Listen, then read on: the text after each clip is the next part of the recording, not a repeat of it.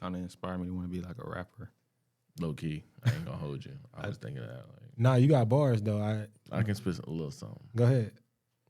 Go ahead. I ain't got nothing to put out right now. You be freestyling. I do be freestyling. Let's get it. Check it. 1, 2. Jab is the name. Jab is the game. Mess around with me, put a bullet through your brain. Ooh. Dead on the scene. Ooh. That's all I got. God. My church people gonna be like, who? God. You just came from church. This is what he told us to watch? Nigga violent, ain't he? Hey, God knows. Charge. Bullet through your brain. Like, sheesh. Adios, míos. All right. So, yeah, man, let's get this shit started. You're listening to No Table Manners Podcast. Conversations for open-minded grown folks. We hope you enjoy. Hey, everybody. Welcome back to the No Table Manners Podcast. It's your boy Quell, Q, Mark Quell, whatever you want to call me. Swing it over to my brother. I'm Jalen. This nigga, bro, every time. I'm not about to get in all. All right. You know who I am. We have special guests. Another one of my brothers. We go way back like 4 flats on the Cadillac. My man, Big Jab. Who came up with that saying though? Man, first of all, It don't don't even enter matter. my dog's introduction. I apologize. It's I just think that's so alright. I ain't stupid. even- Cadillac, 4 I ain't flats on even the Cadillac holding is so dumb. But you could introduce. Well, my real name is Juan, but everybody call me Jab. The father gave it to me as a kid. That's the only thing I care about from him. That's it. Damn. You must have been like a fighter as a child. Jab. Yeah. Well, the real whole name is Jabbo, so yeah, I must have been fighting apparently. So I don't know. Jabs and elbows. Jabs and elbows all day. Yep. Jab and bows. Right.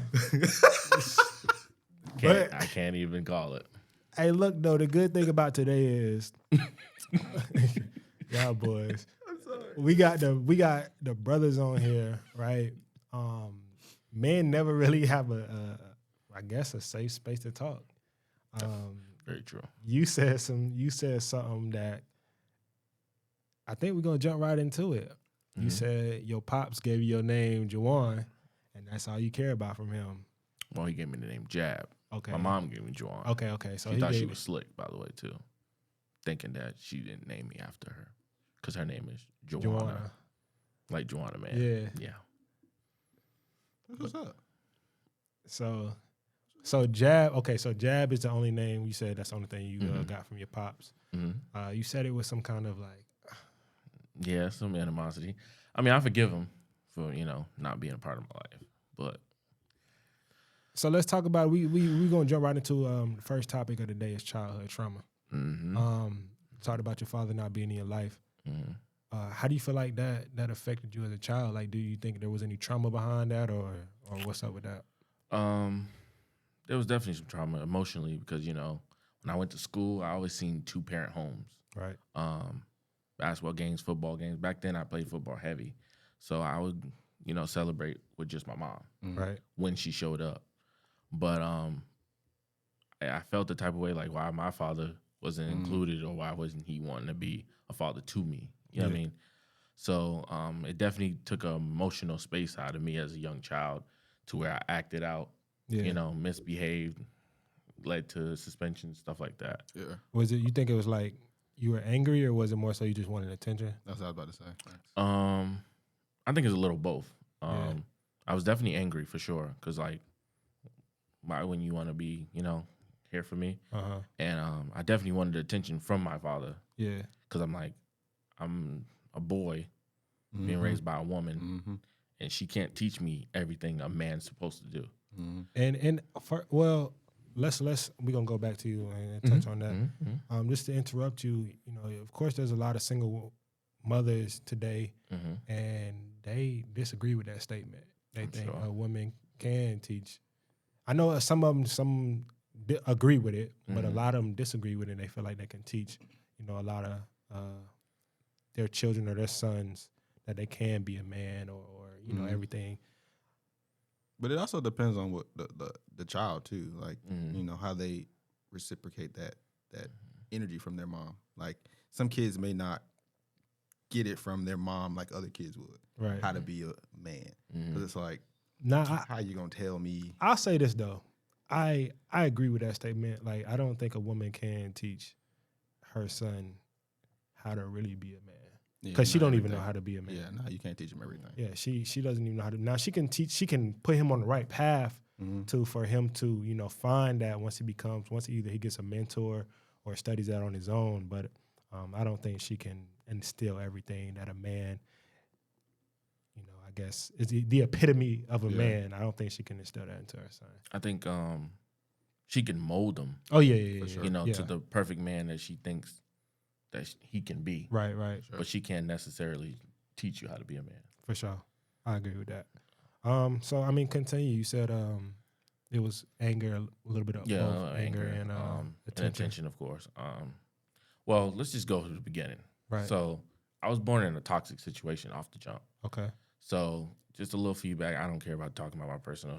But, no table manners, man. We don't care. Yeah. Open book. So, the way I was born, my father already had 3 kids with my aunt. Oh. So 6 months while my aunt was pregnant, I was made and conceived, like I was in the womb of my mom. So when I was born, my brother, who is only like 6 months older than me, he and I don't have a great relationship due to my father and also due to my mother and my aunt's relationship as well. So my aunt and my mother don't have a great relationship due to the fact of the middleman of my father. So, I'm like it's toxic. It's toxic. Yeah, it's toxic from the beginning. The beginning already, it wasn't a good look. But I didn't let that stop me from having children or anything like that in nature. But that also caused trauma because it's like we never have a family-oriented system. Dynamic. You know what I mean? Because it's like, you always go to family reunions. Family. That's not the case for my family. We have it, but certain people don't show up. Certain people don't want to come. Oh, if that person's there, I'm good. Yeah. So they kind of like ask. It's like asking oh, who's gonna be there? Yeah. And then it gets conflicted. Then now my mom's like, we're not going. We're not going. So I really don't even know much about my immediate family, to be honest, other than the ones that's around me. So I don't know grandparents like that or great aunts and stuff like that. I know I have an aunt in Alabama, Florida, Virginia. This is all new. Yeah. I just found out 2 months ago. Right. But if I went to a family reunion, I would know. Right. So that caused trauma as a child as well, just not knowing family. Okay. I've seen a lot of people with their family. I done been with people with their immediate families, that they welcome me. Don't get me wrong, I love it. But it's just why I don't have that whole dynamic myself. Yeah. So that okay. That sucks. Okay. So we're gonna flip it over and go to another side where you had a 2-parent household growing up. Obviously your childhood trauma wouldn't be the same as him. Right. But do you feel like you had any trauma as a child or? I don't think I've had experienced any childhood trauma. Okay. I think my parents did, I'm not going to say I lived the Huxtable lifestyle, but what we had, everything, it worked out for the most part. I feel like I turned out pretty damn good. That's how it's supposed to be. I mean, in any family, you're going to have your ups and downs, good days, bad days. But, for me, my brother, and my sister, my parents did a great job with raising us. Keeping it together as well. Yeah, just we're me and this. I'm very family oriented. I'm like you said you weren't. That kind of hurt because it's damn. I value my family so much to the point where it's if anybody asks me for anything, I will try my best to do it. Yeah. No matter what it is. Yeah, no matter what it is, sure. I will always try to figure out. Every year we do family trips. I'm going. I will find a way to pay for that motherfucker so I can go. Yeah. I'm going. Right. You know what I mean? So that is everything has been. So I mean, just like he said, that's a blessing. And sure. I know you. We like this. So I know that's a blessing. When it comes down to other people telling their stories and saying they don't have that, how does that make you feel? that they don't have a family. Yeah, like it's that. tough, going on man. family It's trips like because that. for me, it's like, bro, like for you to not have that support system, for you to not have those people that you can talk to, rely on, just have a conversation with. It's like, damn, like how many other people live this in similar to your lifestyle? Like how many people don't have a close relationship with their family? Because I talk to my mom damn near every day, like about the smallest of shit. Yeah, it does. It can be the smallest of thing. I call her, like she had sent me a video on Instagram last night and said this was me, and it was a kid calling her mom. Right, she wasn't answering the phone like the first ring.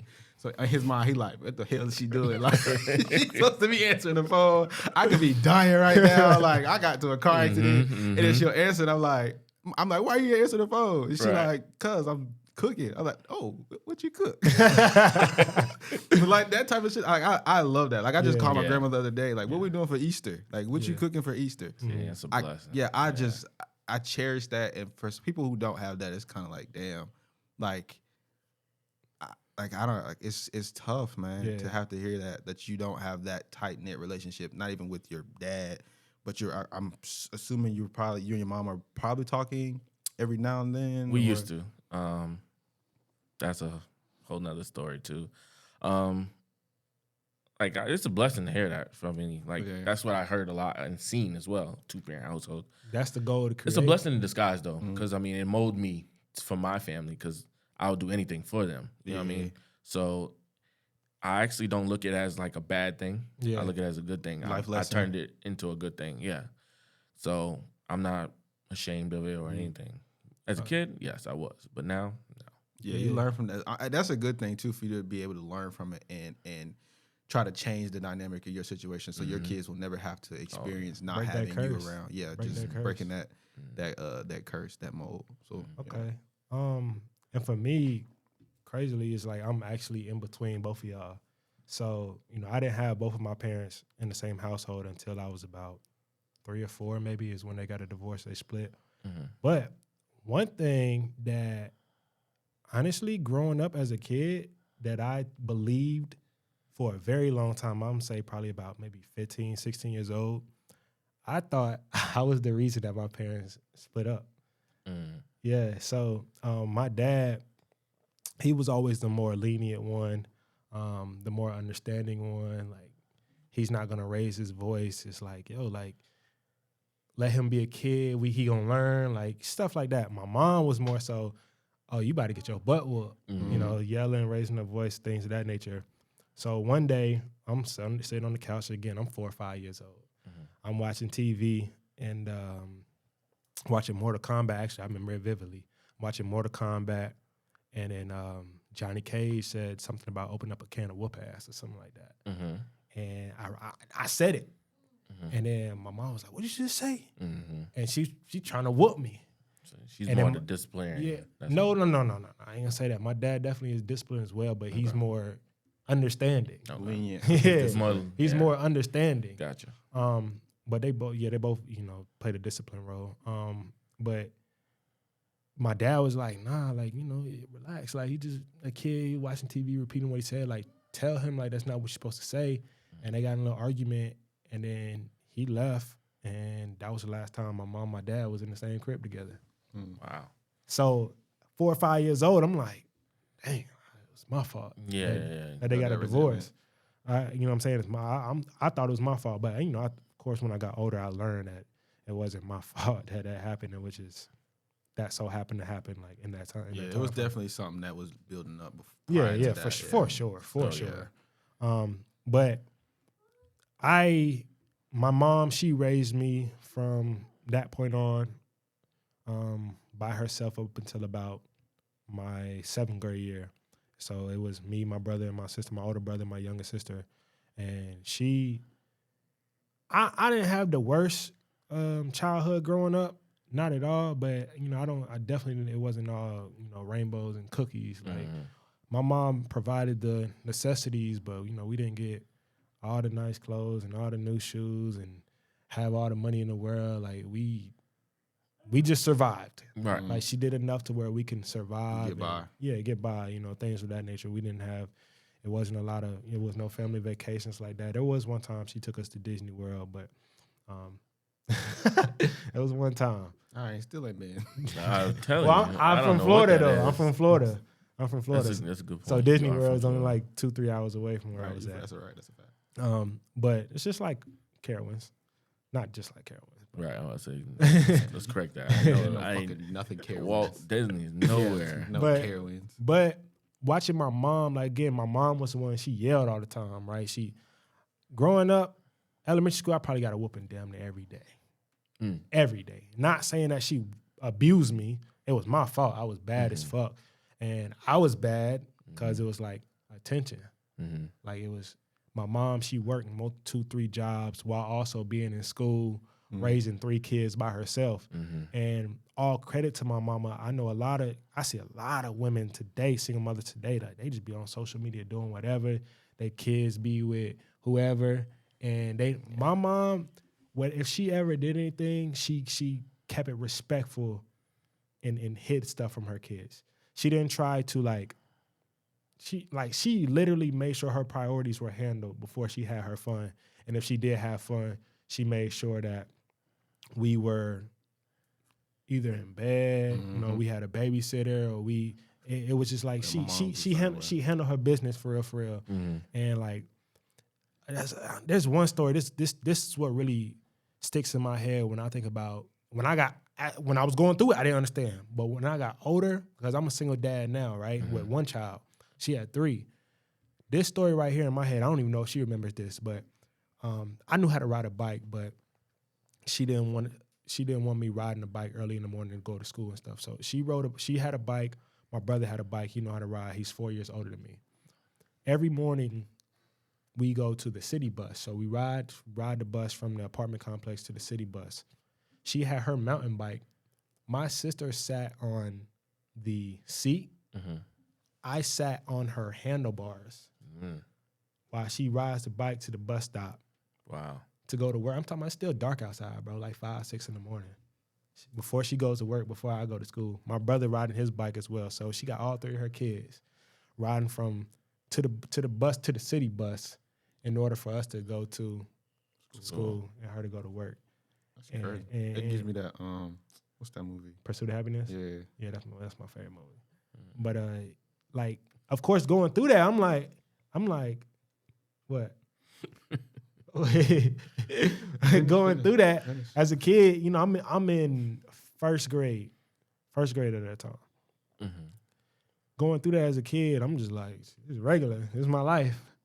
But when I had my son, I was like, damn, she a superwoman. Like I don't hear that about nobody mama doing shit like that. Like I'm pretty sure it's this out there, but I'm like, damn, my mama really did that shit. Went above and beyond. Yeah, she really did that shit. But that's again, when you know your parent when your parents care. That's why I had nothing else but it's all respect for my mama. Like I love her to death because even a few years ago, she said if she could go back and raise us differently, she would. Like she realized all the mistakes she did growing up. I'm just like, damn, like people don't say that. Like they would not accountability. Yeah, they don't. She took accountability, and granted, was 24, 25 at the time, but it's like, shit.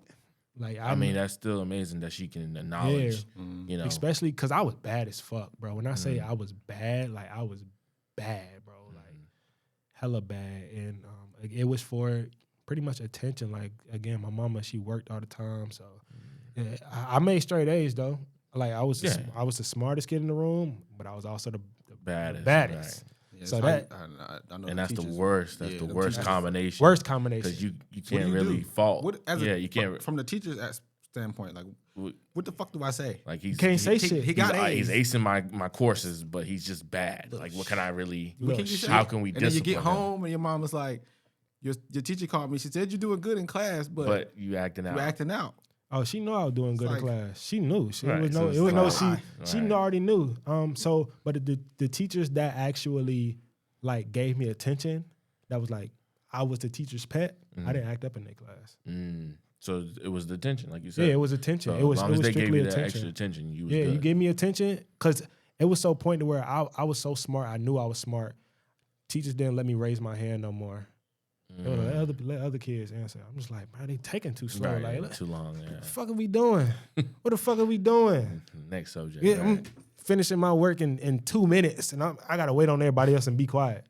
I'm like, what the fuck are we doing? Yeah, yeah, I understand. Give me some Legos or something. All right, I need to be doing something. Luxury.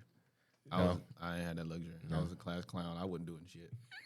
I wasn't doing a goddamn thing. Priorities fucked up. Heard that. Heard that. Yo, hey, honestly, he probably would have been my best friend in elementary wasn't. school. Because that would have been the problem. I was a kid where parents would be like, man, stay away from him. Yeah. I'm like, man, I'm trying to look. Look, I did.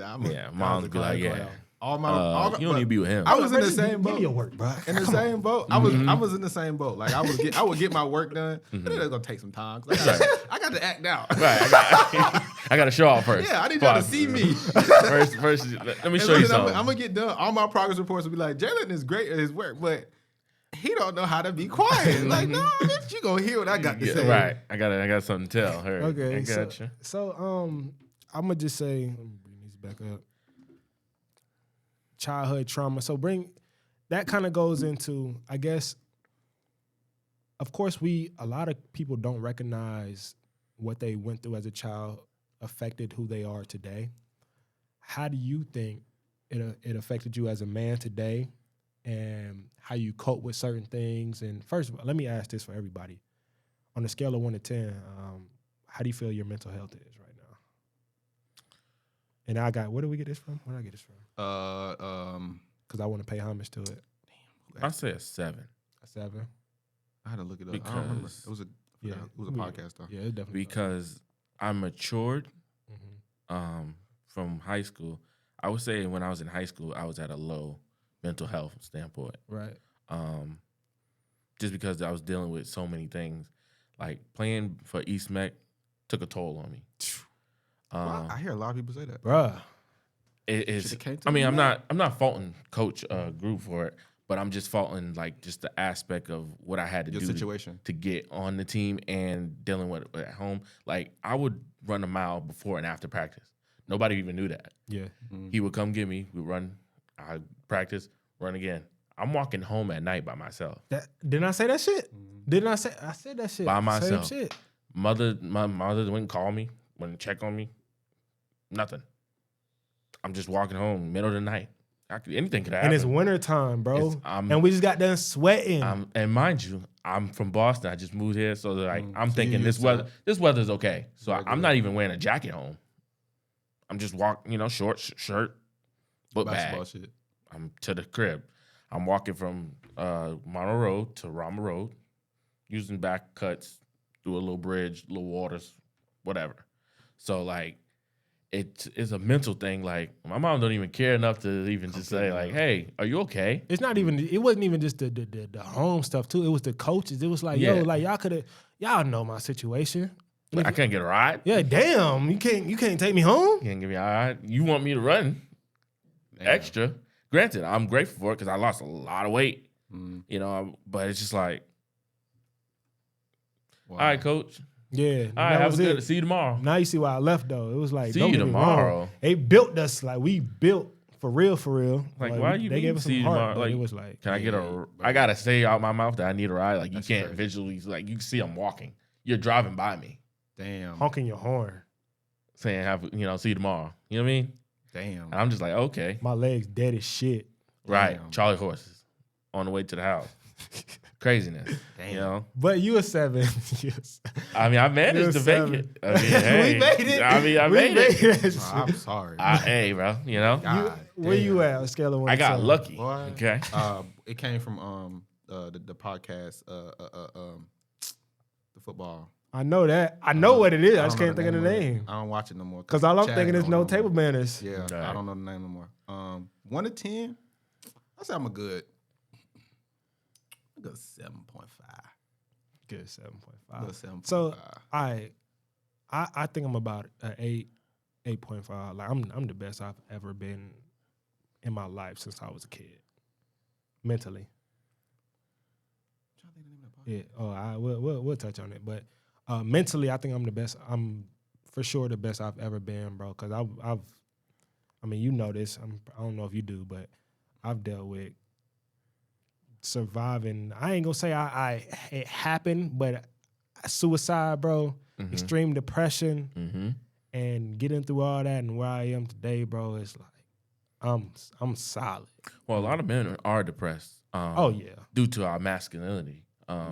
We hold that stature that, men don't cry, men don't speak about feelings, stuff like that. So because we do that, we don't really tap into our mental health. So like 1 out of 5 men in America have depression. Okay. And they don't seek help for it. And the fact that we don't seek help for it, that's resulting into like the deaths of suicide, alcohol, stuff like that. So as far as men's mental health goes, why do you think so women say, "Oh, we're a safe space, you can talk to us." What are y'all thoughts on that? Like, do you agree? Do you think we should? Well, from my marriage standpoint, it's a good thing. I do talk to my wife a lot. Okay. I confide in her a lot. It's benefit to me in that space. But everything, if I wasn't, everything, everything. Yeah, okay. Absolutely. I have nothing I've hide from my wife. She knows my whatever. Gotcha. That's good. Well, yeah, really communication is key, especially in marriage for sure, or any relationship. You're supposed to. I would assume that would be the key thing of being in a marriage is being able to speak to your partner about whatever. If you can't speak to your partner, why are you with them? Check this, and I'm gonna ask you the same question. Happy wife, happy life. What's your thoughts on that? Happy spouse, happy house. It goes both ways. Okay. Granted, yes, absolutely, happy wife, absolutely. Okay. But you also have to have a happy husband as well. For sure. For the household to be sustainable. Okay. But I agree with it to a certain standpoint. Okay. Because, yes, I always want to do anything for my wife. That's my wife. This is what I. But if you're losing yourself in the process, well, that's different. That's where. But I don't feel like the only way you're losing yourself is because like you're at a mental health break. For sure. So you're already like it ain't even got nothing to do with her. Right. It's like you're already at a down point with yourself. Yeah. So you're trying to build yourself back up. That's why you're not supposed to really get in a relationship until you're good with yourself. Right. Because if you love yourself, then you can love your person. You love your You know what I mean? So it's just like love your neighbor as you love yourself. Right. I seen what's coming out your you mind. see what I'm saying? Yeah. So it's just like people just gotta understand like it's okay like to confide in your partner. Okay. I know you say you talk to your mom like almost every day. Almost every day. So with that, you're not big on marriage, but happy wife, happy life. What's your thoughts on that? From the outside looking into my parents, absolutely. Okay. I granted I'm not married, but it's from what you see, women can. I'm not gonna say make your life miserable, but they can make your life miserable. Oh yeah. So it's like if you're appeasing and doing all the things for your wife, granted, like he said, it's supposed to go both ways, regardless. Happy spouse, happy house. Mm-hmm. I never heard that. If you're doing everything for your wife, and she's happy, and you gonna get whatever you want. You gonna get what you want. Yeah, for Definitely. sure. You gonna get the end goal. Make her happy, she gonna make you happy back. You know what I sure. mean? So it's like I absolutely agree with that standpoint. Happy wife, happy life. I feel like Okay. I like the happy. I think I like the happy spouse, happy house because that fits both. It fits both because I'm parties. like how I was thinking, I was like, yo, I'm not about to lose myself trying to make this woman happy. Like if she's happy, does that really mean I'm happy? Right. Does that mean like But the goal is to, of course, make each other happy. Yeah, for You're sure. supposed to be making But if each she's other happy and she's not trying to make you happy, it's like, damn, bro. You're supposed to be there. You correct. And now you 100%. gotta evaluate 100%. your situation. Yeah. Game over. What was the first question I just asked you before that? You talking about mental health. Confiding in your woman. Mm-hmm. So you confide in your mother almost every day. My mom, my sister. Now, would you confide in your woman everything? If she's not my wife, no. Okay. If we're talking like with a girlfriend, actually no, before the wife, because you have to see her fiance. right before it's the fiance. understandable. Like exclusively, like damn, I really love this girl. She might be my fiance tomorrow. It depends on the relationship. Like it depends on how serious everything is. No, it's like certain things. Serious. If it's serious, then yeah, Okay. I would absolutely confide in her and express. But I have no problem with expressing my emotions and my feelings. I'm in tune with. I don't give a fuck about any of that. You ain't supposed to be able to fuck all that. I'm gonna speak my piece, whether I'm happy, sad, mad, angry, whatever. I'm gonna speak it. Like, cause I should be able to, like, there's no rule saying that I should not be able to do that. Yeah. Right. And in order for a relationship to be successful, we both have to be in tune with our emotions and understand one another. So I should know when you're a little off, like you seem a little down. You should see when I'm a little off and I'm a little pissed off, like something that happened at work. You can knowing your partner. Yeah, you can sense that. Yeah. So it's like I would absolutely have no problem with expressing myself to whomever. She may be if you're out there. I was taught by my dad, tell a woman everything. Like everything. Like you can, of course, confide in her, but tell her everything. Like what's tell her everything? Like, everything as far as bro, everything you dealing with. Everything you dealing with. Like whether it's, oh shit, you might be kind of behind on bills this month. Like shut the fuck up and get right to it. You know what I'm saying? It's just certain shit like that. Yeah. Now, do I agree with that? Here's the thing, because when I was in a relationship, like a serious relationship, I did everything. Like I confided everything, and that's what made him tell me that. And he was like, "Nah, you can't do it." I was like, "Look, for you might not do that, but I'm going to." I think it's a generational thing too. But here's what happened though. I know why he told me, because she used every fucking thing against me, bro. Definitely. Like, if it goes left, would you cry in front of a woman? Your woman? I have in front of my wife. Not no pain, like, a death in the family or anything like that, but just like crying. Let's say you behind on bills or something. Would you cry in front of your woman if you like, damn? No. Okay. No. Not on that. I don't feel like that's not an aspect. If we're together and we behind, I'm not gonna. Oh, I can't. Like, I'll figure it out. I'll try to figure it out. We'll figure it out. We gonna figure it out. Don't worry about it. We gonna figure it out. And there's nothing wrong with it. For sure. That my parents have instilled you gotta be a hustler. You gotta figure it out. Get it out the mud. Whatever you gotta do. But regardless of that, because there are some times you gotta sacrifice. Are you the type of man that'll sit in your car for a little bit after you just pull up to the crib and be hell no, nigga, I'm tired as a bitch. I'm trying to go get the bed. Hey, look, you ain't. Wait till you go through some shit, bro. Wait till you go through some shit. You're right. I have done it. I have a few times. I've even driven to some place, like, just I was supposed to go somewhere and then forgot where the fuck I was going, and it was just driving. Yeah, like I was just driving, and it didn't dawn on me till I looked at the meter, and I was like, I need to put some gas in this. I'm dead. Nah, I've sat outside of my house for a few hours before. That's crazy. And it's like sometimes where it's just like, bro, I gotta break down and cry. You know what I'm saying? Just break down and cry right here. Like I told you, I'm suicidal at a point, bro. It's like that, because of course if I go inside, that's where my son is at, and it's like I gotta put on that. I gotta put it on. Like I gotta click. But it's like, damn, I gotta.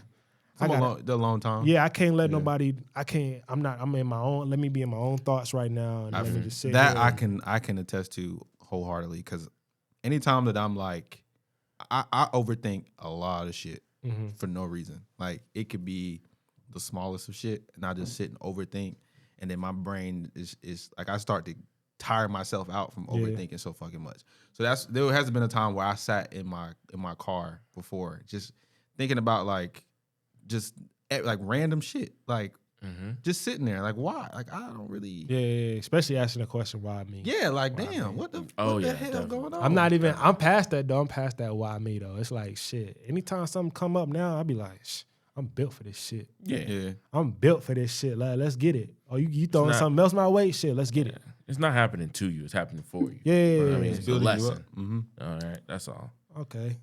So we good mentally now. As far as all right, I want to get back to that though.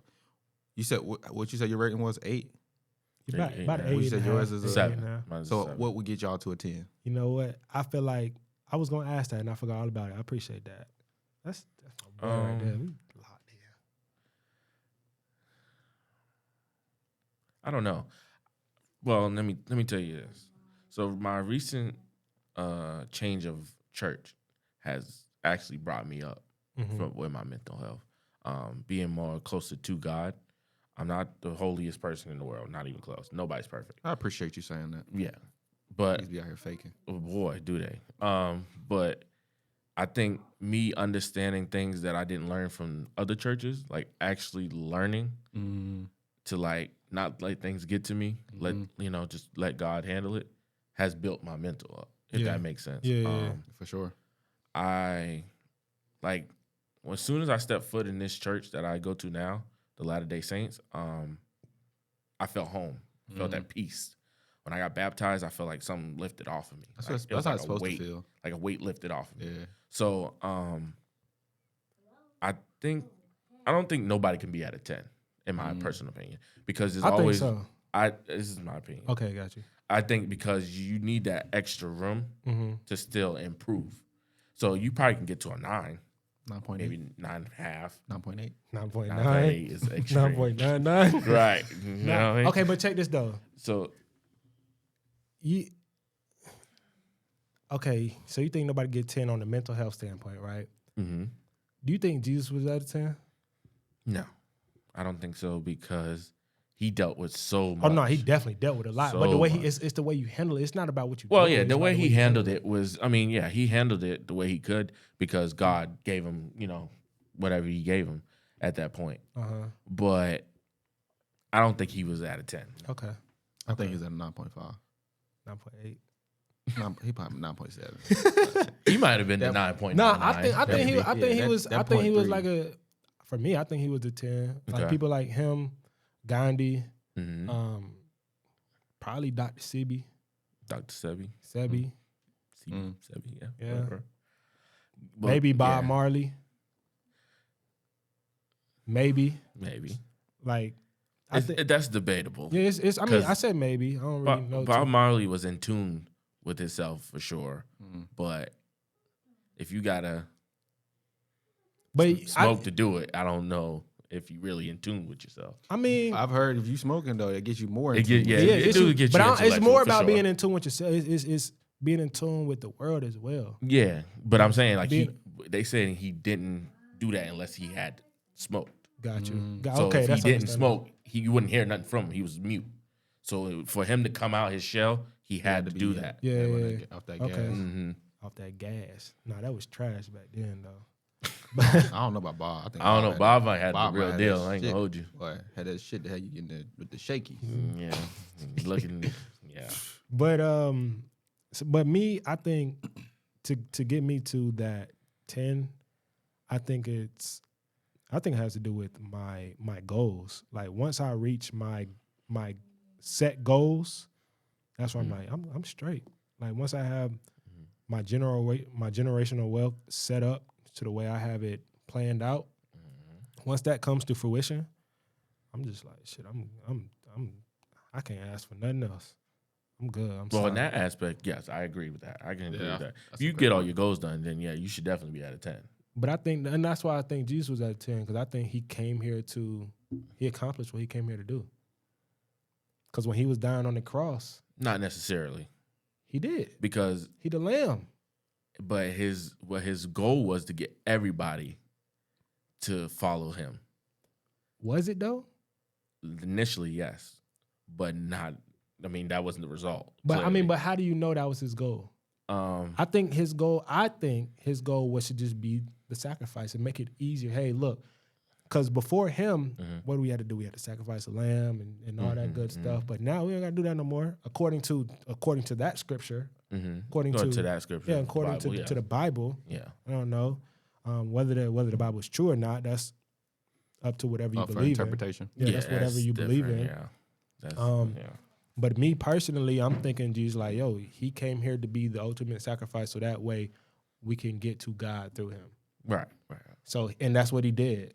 and accomplishing that, when he was on the cross, and then God is like, he was telling God to forgive them for they don't know what they have done. They have done, yeah. And it's like, I've done my part. We good.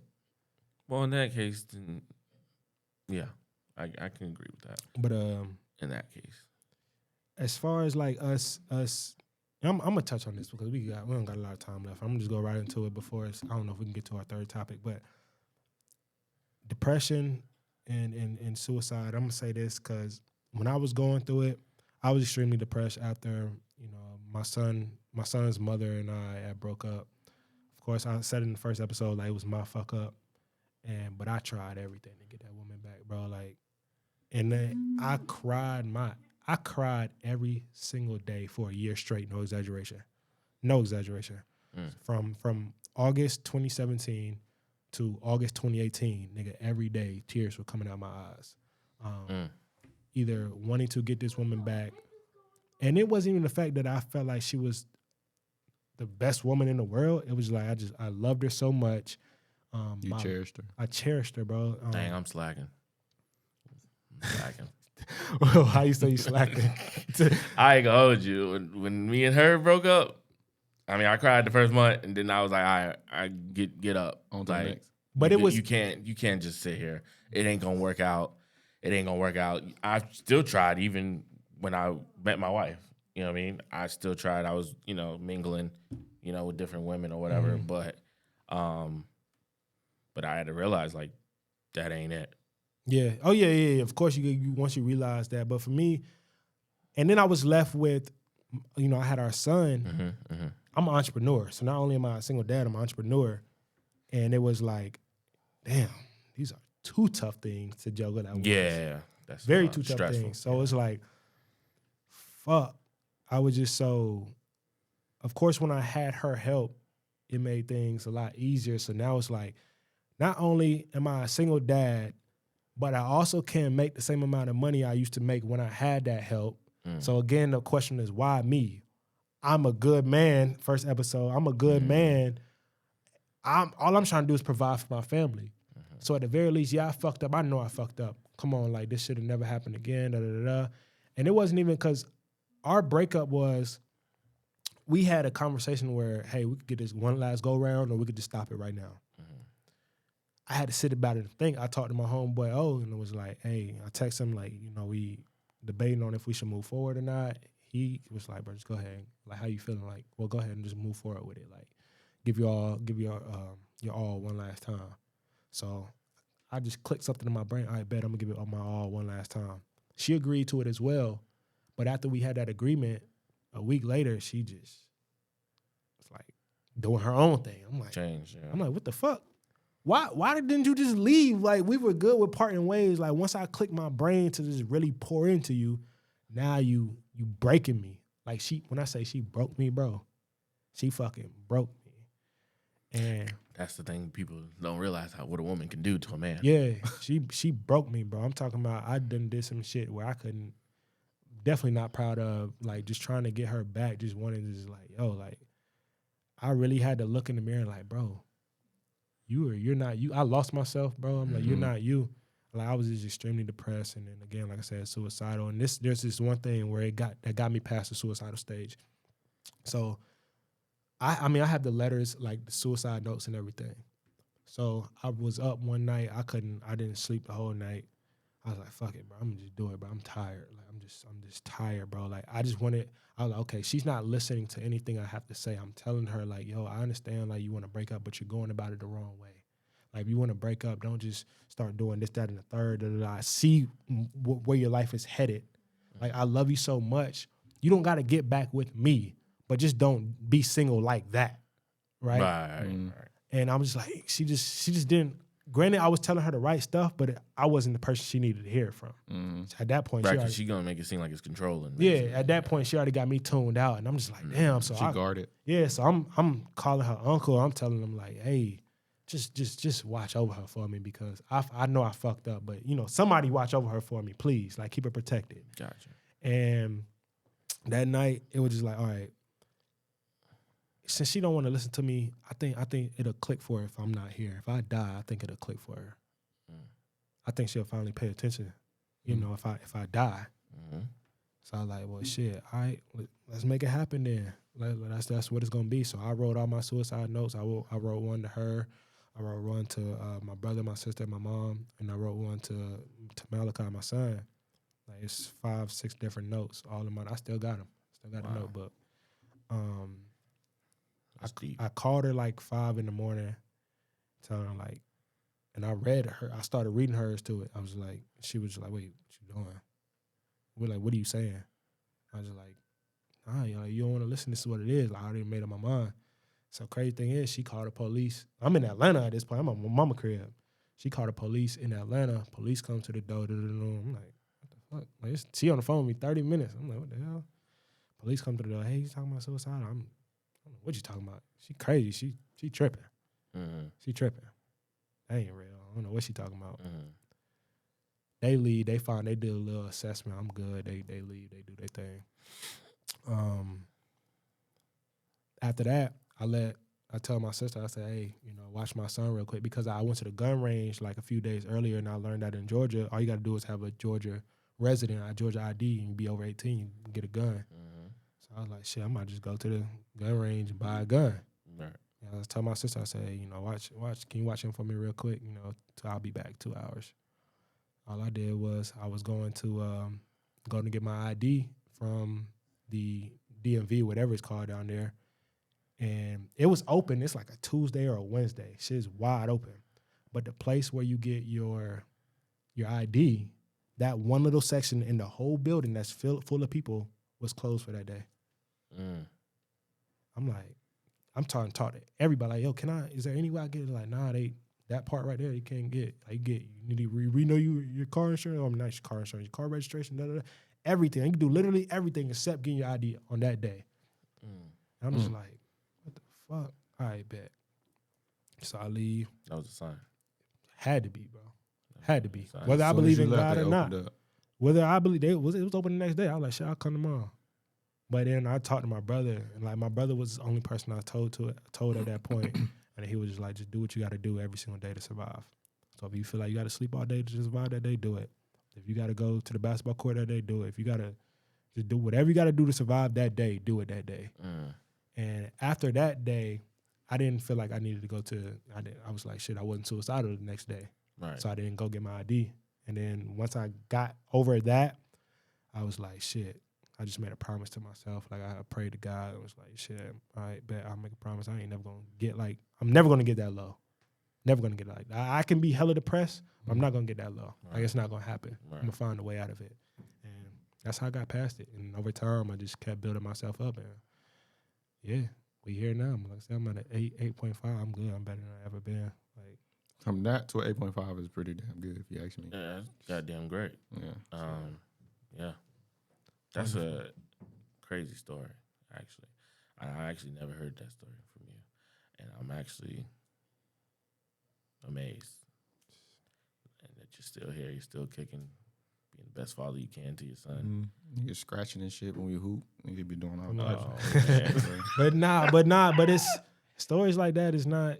You just hear a man hard, talk. man. No, you hear a man talk like you literally just let a man talk to you. Like, this is the open space again. No Table Manners podcast. This is why we here, man. Like, if a man actually sits down and talk to his brothers, or somebody's like not judging them on what they got to say, motherfuckers be going through shit. For sure. Oh yeah, motherfuckers be going through shit. Sure. So like we can shut off that macho man. I ain't saying like, this is what we gonna close it out with. So there's this thing. Read that for me.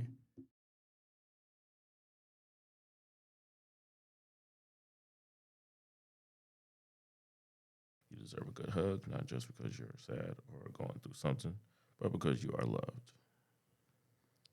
You read it already.